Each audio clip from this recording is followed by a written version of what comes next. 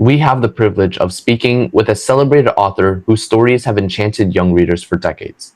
His works include over 150 children's books with timeless classics like the Caldecott Honor winning Hershel and the Hanukkah Goblins. His storytelling has earned him numerous accolades, including the National Jewish Book Award and the Sidney Taylor Lifetime Achievement Award.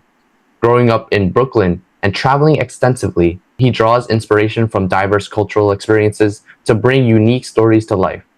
Join us as we dive into the world of storytelling with the incredible Eric A. Kimmel. Yay! That was a great introduction, Chris. Thank you so much. I can add another award. 2 weeks ago, I was awarded the Regina Medal from the Catholic Library Association. Oh, congratulations. Work, which is huge, an enormous honor. I'm up there on that list with people whose books I read and admired when I was a kid. Robert Lawson, Virginia Lee Burton, Maurice Sendak. Oh, wow. Yeah, oh wow is right, and it just came out of the blue. I mean, you don't apply for it or anything. So, that was really wonderful. It was a nice pat on the back for someone at the end of his career, and getting older. I've been doing this since 1968. Go ahead, let's get started on this interview. This is fun. Yeah. Growing up in Brooklyn, you were surrounded by many different languages and cultures. Can you share a particular story or experience from your childhood that inspired you to pursue a career in writing children's books? Well, when I was growing up, I was surrounded with, I guess we'd call it multiculturalism today, but it didn't have a name then. It was just the way things were. I could hear 5 different languages going from one end of my block to the other, from 31st Street to 32nd Street. People from all different backgrounds were in school with me. They were my friends. I'd go to the newsstand and you'd see a whole rack of newspapers in a number of different languages. So, different cultures, different languages was something that was normal. It wasn't weird. It wasn't strange. It was, this was the world I lived in, and how interesting. And I was always fascinated by people from other places and other times. My grandma lived with us. I never had a babysitter. And my grandma emigrated in 1906 from Eastern Europe, from Austria-Hungary. And she literally was somebody who was out of the 19th century. She was a monarchist. She, to the end of her life, she was thoroughly loyal to the Austrian Kaiser and Kaiser Wilhelm of Germany. She thought the U.S. would be better if we had a king.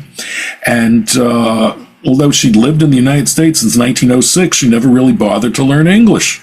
She didn't like the sound of it. She spoke 5 other languages, but she didn't like being here. She didn't like English. She wanted to go home, but home was long gone. So I grew up bilingual, surrounded by lots of languages, cultures. Our neighbors next door, the Lightcaps, were Puerto Rican, and Mrs. Lightcap was a Spanish teacher in New York City public schools. So I'd hear Spanish coming through the walls. And it was Mrs. Lightcap when I was in the 7th grade who asked me, "Eric, what language are you going to take?" And I said, "I don't know." She said, "You're going to study Spanish." I said, "I don't know, Mrs. Lightcap. There are a lot of kids who just speak Spanish at home." And she said, "They don't speak Spanish. They speak Spanglish." I spent half my time correcting their Spanish, which is all wrong. "You'll do better if you just start cold." I said, "Okay." So I had 5 years of Spanish. And by the time I was done, I could read a Spanish newspaper as easily as I could read an English newspaper. Couldn't speak Spanish worth a darn because we just learned to read and translate, and we never spoke. So I was surrounded by different people, different cultures, different stories. They were part of where I lived. In terms of what inspired me to be a writer, I learned to read early. I was surrounded with books, and my mother was a teacher. And I loved books, and I loved stories. And actually, the book that inspired me to be a writer is one that you know. It's Dr. Seuss, Horton Hatches the Egg. And I love telling this story because it just brings the moment back to me. I was in kindergarten. I couldn't read or write. And our teacher read us that story, Horton Hatches the Egg, by Dr. Seuss.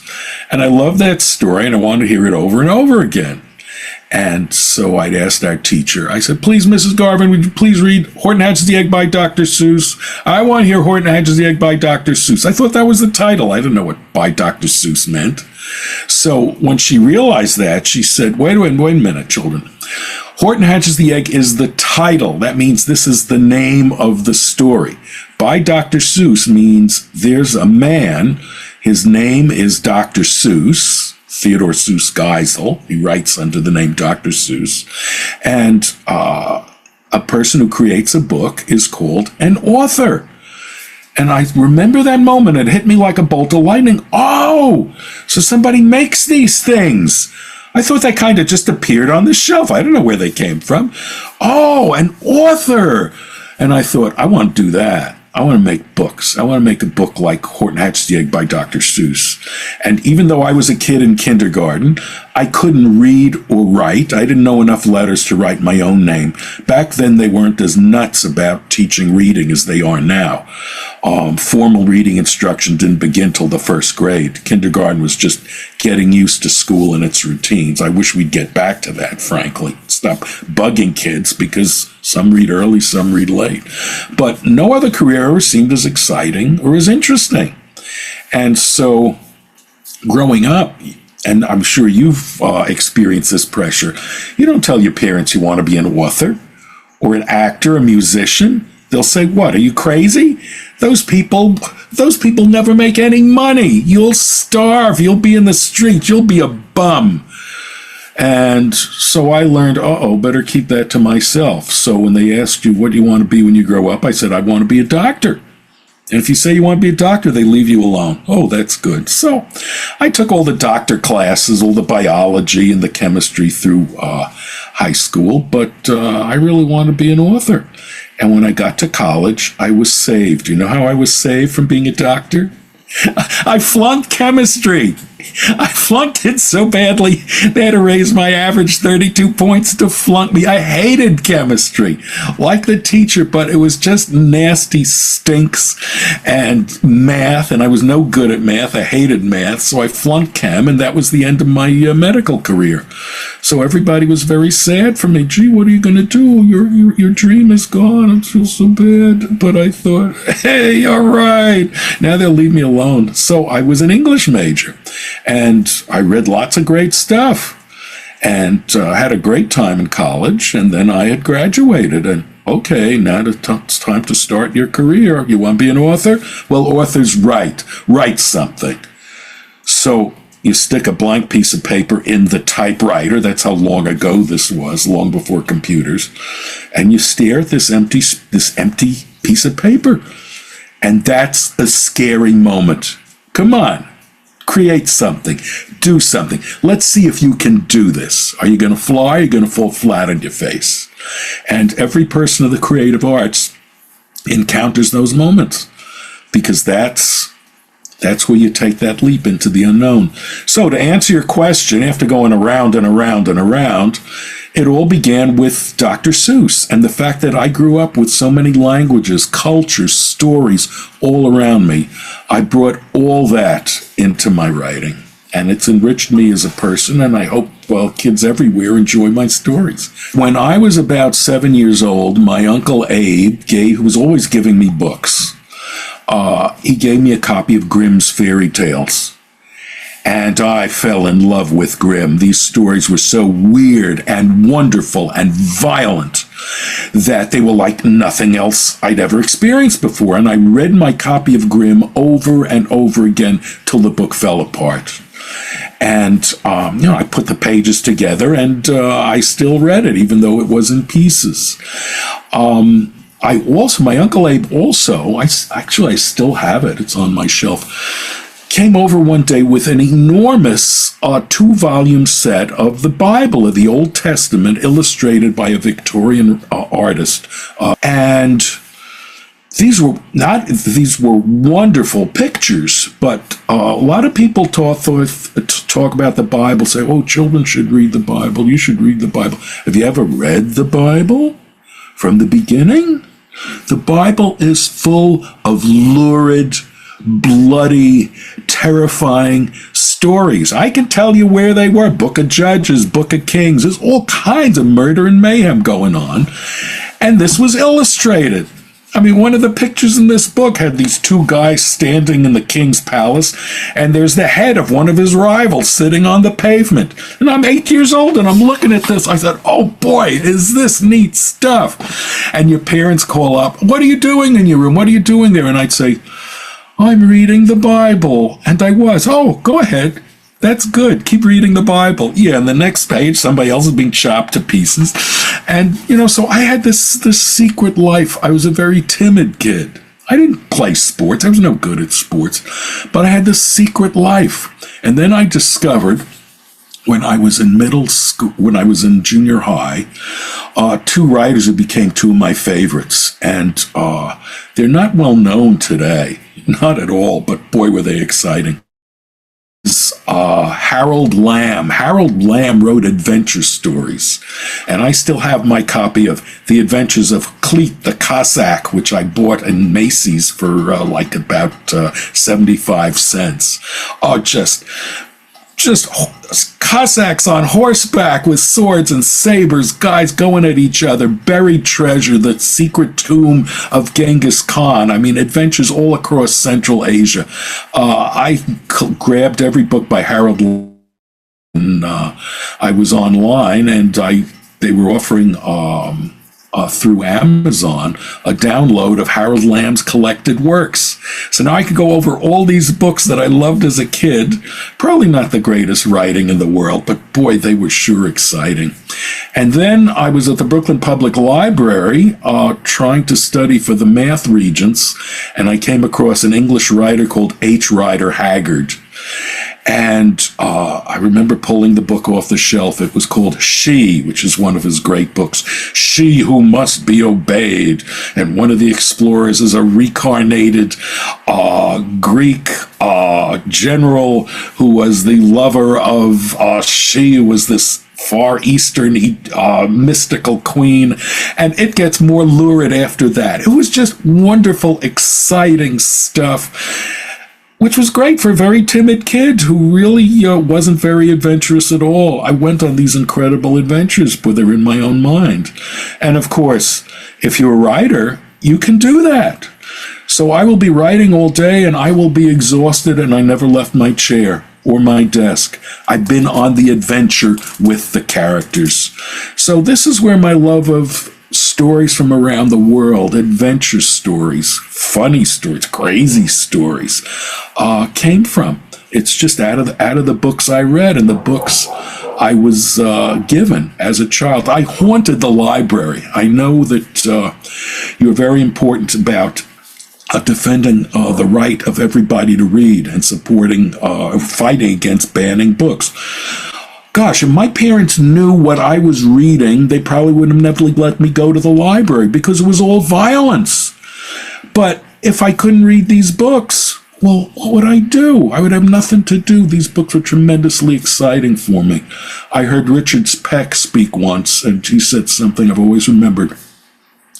Read when they tell you not to read. Read what they tell you not to read.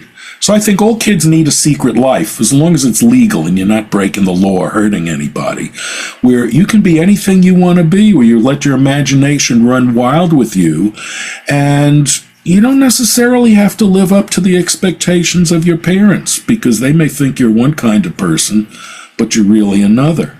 And you have to go where your heart tells you. And if you follow your heart, you'll never be disappointed. You may not be rich and famous. Well, you may be a bum on the street, but you will have done what you were put on earth to do.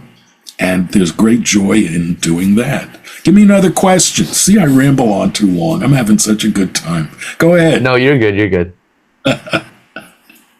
As a 5-time winner of the National Jewish Book Award, how has your Jewish heritage influenced your writing, and why do you think it's important for children to be exposed to diverse cultural narratives?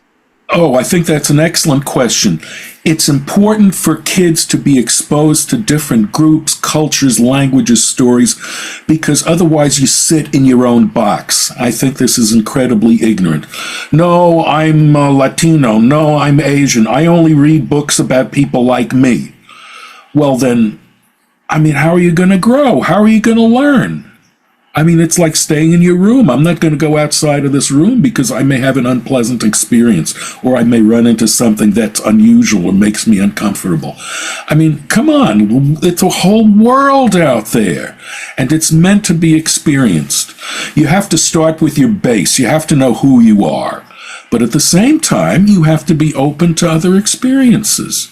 Yeah, I was a Jewish kid in my neighborhood. We celebrated Hanukkah, and at Christmas time, a lot of the Italian families had these beautiful creche nativity scenes on the block.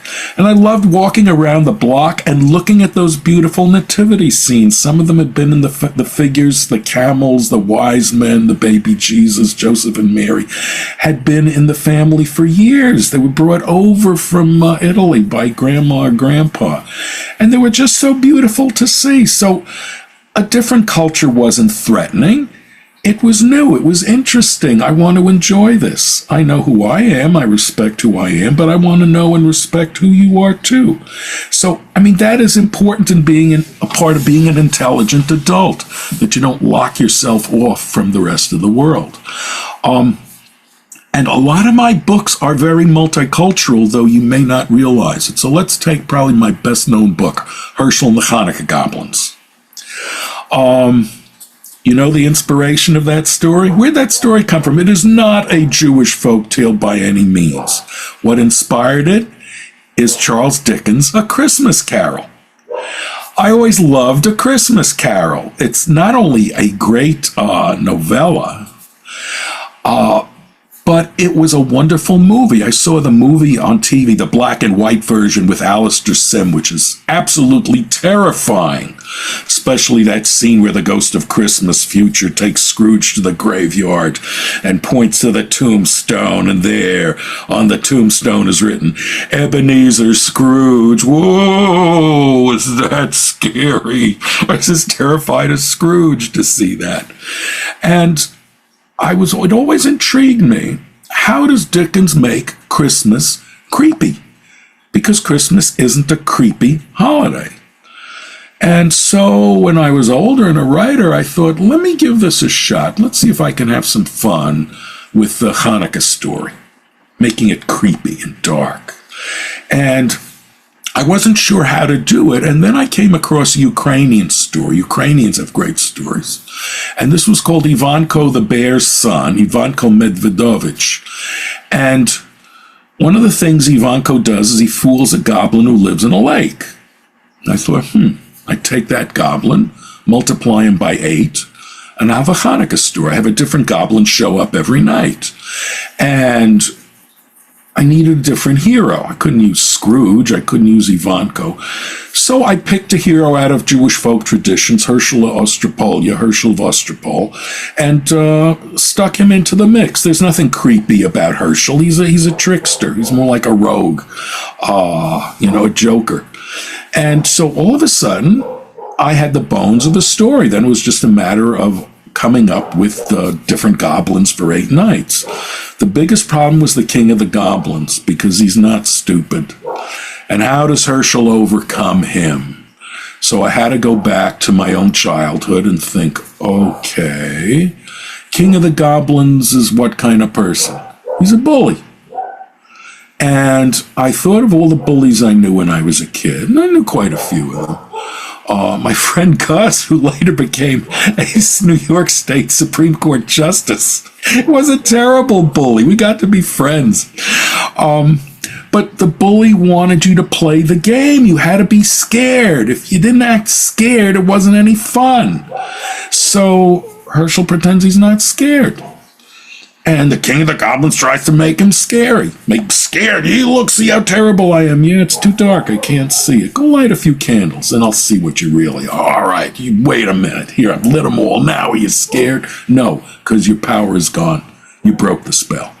So once I had those pieces, writing the story was simple. Just had to sit down, write it, and pull it together. And that's how most stories work. They start with an idea. You want to play with an idea. You want to try something. You see something. So let me work on this. Another example is I was doing a school visit in Singapore. and I heard a Malaysian story called The Crown of Sang Nili Utama. And I thought, this is just like The Fisherman and His Wife in Grimm's fairy tales. How do you get the same story on the two opposite sides of the world? And folktales are like that. They move, they travel. So I thought, boy, I'd like to do something there, but what do I do? No, if I make it a Malaysian story, nobody here in the U.S. knows where Malaysia is. Do it as the old Grimm's fairy tale? Well, that's been done lots of times. So what can I do with this story? So I was watching a TV show, and it was about children in Mexico, how they help sea out of the sand. They carry them to the ocean so they'll have a better chance to survive. And I thought, turtles, Mexico. So I retold The Crown of Sang Nili Utama as a story from Mexico, The Fisherman and the Turtle. And it was a very successful book, did very well. It's still one of my favorite ones to tell. So you see, the world of folk tales and storytelling is you have to draw on your own personality. And you also draw in the whole world. You're kind of making a big stew and you're throwing everything into the pot, and then you stick in a ladle and you see what comes out. And sometimes what comes out is something far different from what you started with. But that's part of the fun. It's all a process of discovery. Ask me another one. You often visit schools to talk to kids about books and writing. Is there a particularly memorable experience or interaction with a student that stands out to you? Oh, there are several, because kids are wonderful. One, let's see, this was in Texas. And, we were talking about books and writing to the kids. These were about, 5th or 6th graders. They were older kids. And I was telling them about writing being a passion. You feel it, you got to do it. You got to go with it. It's part of you. And you don't know where it's going to take you, but you do have to follow that. And one boy came up to me afterwards, and he looked me in the eye, one of these remarkable kids, and he said, "I dance." And I said, "You do?" I said, "How'd you get into it?" He said, "Well, my sister was taking dance lessons, and my mom would bring me to sit with her, and while my sister was in her class, and I thought, gee, that looks interesting. I bet I could do some of that. I'd like to do that." So I asked my mom if I could take a dance class too, and she said, yeah. And he said, I turned out to be a better dancer than my sister. She stopped after a while, but I wanted to go on. She says, I love to dance. I said, "Are you any good?" He said, "Yeah, I'm real good." Just with his bright eyes and a big smile, and you knew he was good and he was proud of what he could do. I said, "Do you want to make it a career as a dancer?" He said, "You bet, if I can." So I said, "Well, then go for it. Don't let anything stop you." And I said, it's not just dancing, it's choreography. And he said, "What's that?" I said, "Well, choreographers develop the dances that the dancers do. They work out the dance, the step, what's going on stage, how the dancers interact." I said, "The dances don't just drop out of the sky." He said, "Oh, I didn't know that. That's interesting. Thanks for telling me." I said, "Well, I'm glad. Good. Maybe that's something else to think about." And then I asked him, I said, "Do some of the other boys tease you?" And he says, "Yeah, it happens all the time." I said, "Does it bother you?" He said, "No, I'm in better shape than any of them." So it was that look in his eye, "You better not mess with me." So that was one memorable occasion. And then there's another one, some things will bring you up, some things will bring you down. Not bring you down, but you just have to laugh. I finished a school visit in North Bend, Oregon, and the librarian and I were going in the parking lot on the way to the next school, when a little girl came running up. She said, Mr. Kimmel, are you giving autographs?"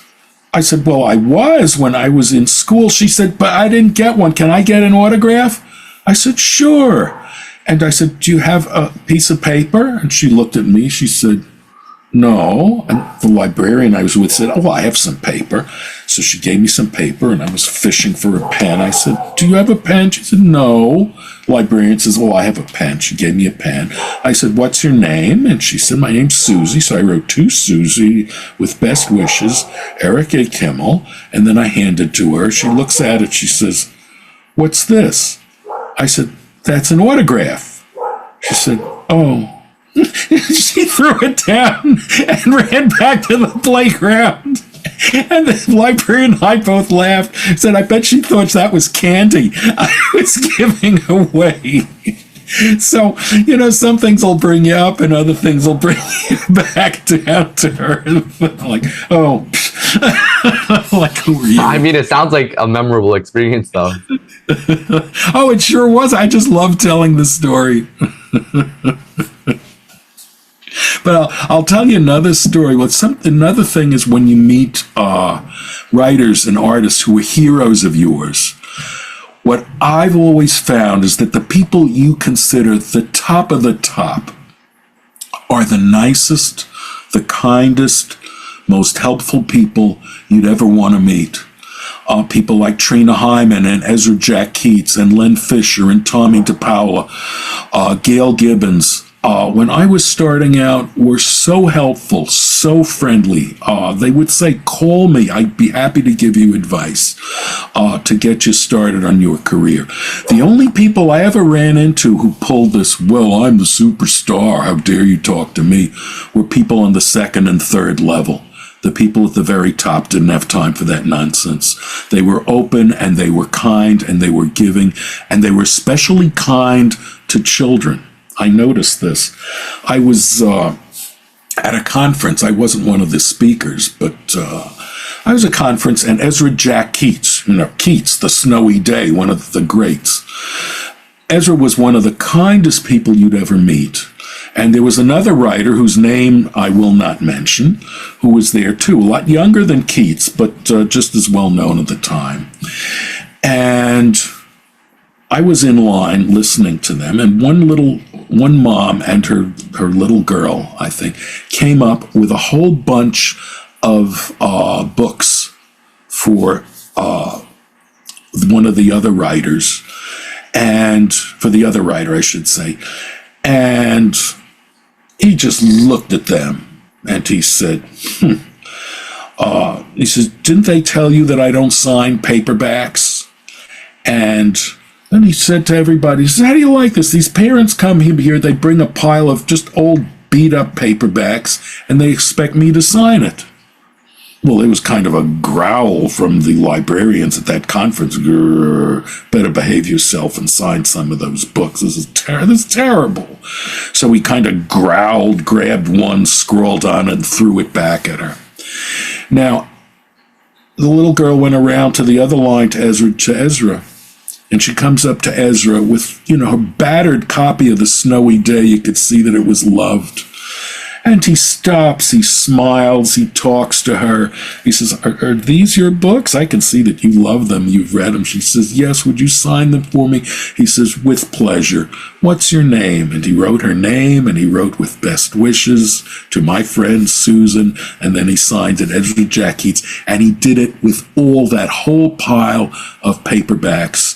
And he was still signing away till everybody in the line had their book signed, whereas the other person, decided he had enough and left. And I was, my career really hadn't started then, but I just watched and I said, that's a class act. I want to be like Ezra Jack Keats. I got to know him later on, and he was a wonderful, wonderful, kind person.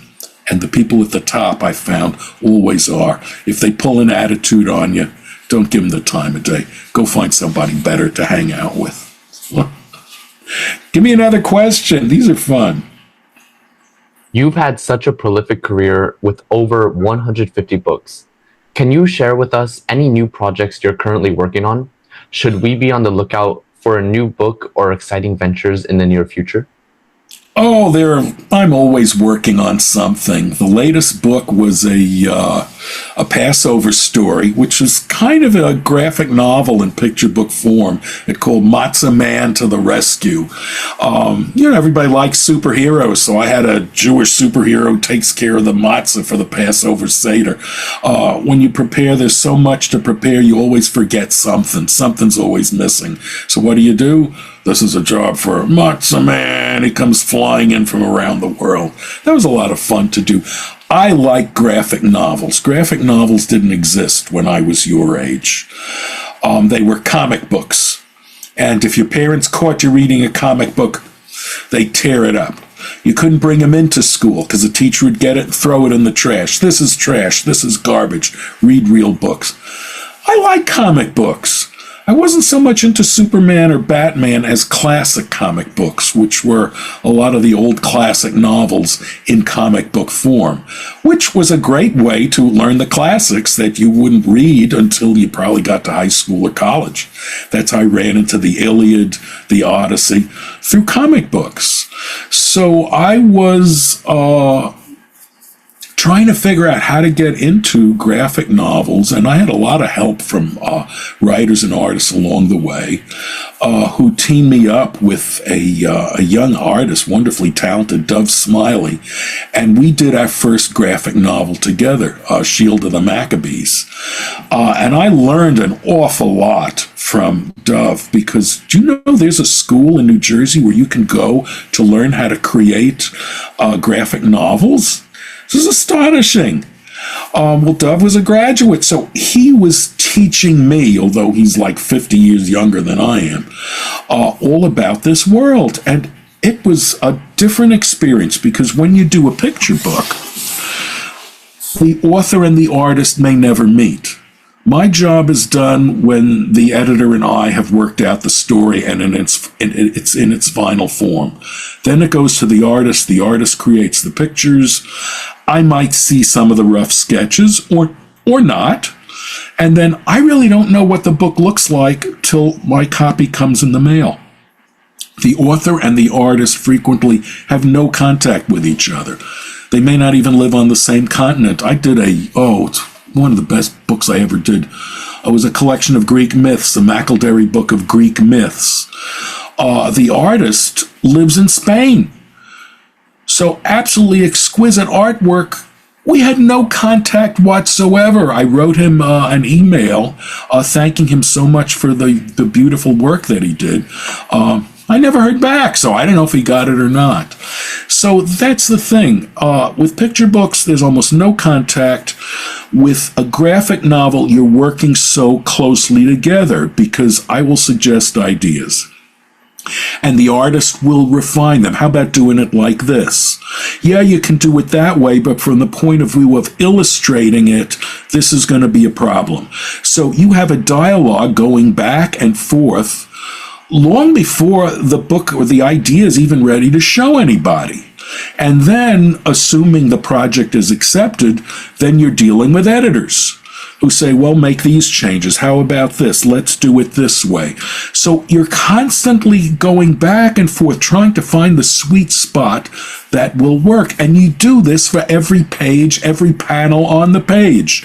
So graphic novels are an enormous, they're quick to read. A lot quicker than reading War and Peace or Crime and Punishment. But they take a huge amount of time to prepare. And, I love Shield of the Maccabees, one of the best books I ever did. But then Dove and I tried working on several projects, and they went nowhere. There's such a huge amount of time and money invested in a graphic novel that unless you come up with something that the publisher thinks is really going to sell well, they don't want to be bothered with it. Or unless the artist is also the author, because they're only dealing with one person, and they only have to pay one person. And that makes life a lot simpler too. So a larger publisher can do lots of graphic novels like Dark Horse here in Portland, but I'm told that a lot of them do books that tie in with movie projects. because the audience is already there, and the budgets are bigger. So I'm just always working on something or other, and some of them go somewhere, some of them go nowhere. Well, actually, the biggest disappointment was I was working on the Israeli artist Avi Katz, who suggested the idea of a sort of Game of Thrones story set in Central Asia. And we had monsters and dragons. I was using all kinds of Persian and Turkish mythology, just like lots of legends from several cultures. And it was just absolutely wonderful. Avi and I just loved doing it, and we planned 3 volumes. One would be setting out on the journey. The second would be Adventures on the Caspian Sea.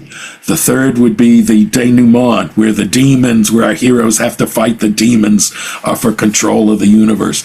We had it all plotted out. They didn't like the first one. So that was the end of it. I tried to do something with it, but it was just our dreams were too big for the reality we had to face. But I don't know. I'm always open to something, and I'd love to get a graphic novel project going again. Meanwhile, I write little short stories. But I'm always working on something, keeping my eyes open. Does that answer that question? Yeah, that was good. That was good. I want to give a huge thank you to Eric Kimmel. It's been an honor to learn about your journey and the stories behind your beloved books, and the impact you've had on young readers around the world. We look forward to seeing what new adventures and tales you have in store for us next. Thank you. Thank you, Chris, and thank you for giving me this opportunity. No, thank you. Your answers were so great.